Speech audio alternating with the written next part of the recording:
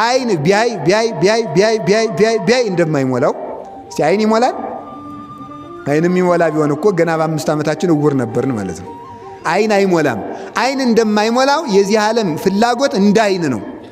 መቃብር ቢቀበል እንደማይሞላው፣ ገሃነም ቢውጥ በቃኝ እንደማይለው ተመልከቱ። ገሃነምና መቃብር እንደማይጠግሙት፣ አለቅት ቢበላ በዚህ ዓለም ትልቁ ሆዳም እንስሳ ምንድን ነው? ትል ነው። በጣም ነው የሚደንቀው ማለት ነው። ከጅብ ይልቅ በጣም ትልቁ ሆዳም ትል ነው።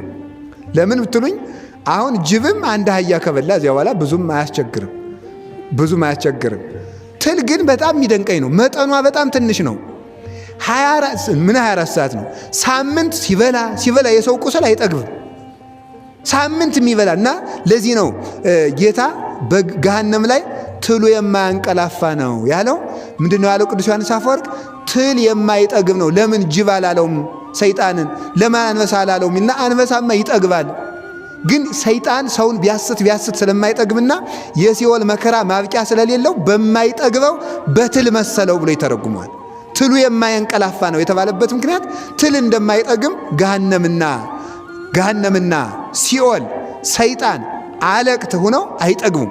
በቃኝ የማይል ሰው ይሄን አርጌ እያለ በቅድ ብዛት ጽድቅ የማይሰራ ሰው እሱ ገሃነም ነው። በቃኝ ብሎ በጊዜ ራስን ለይቶ መኖር ይገባል እና በቃኝ እንድንልም አምላከ ቅዱሳን ይርዳል።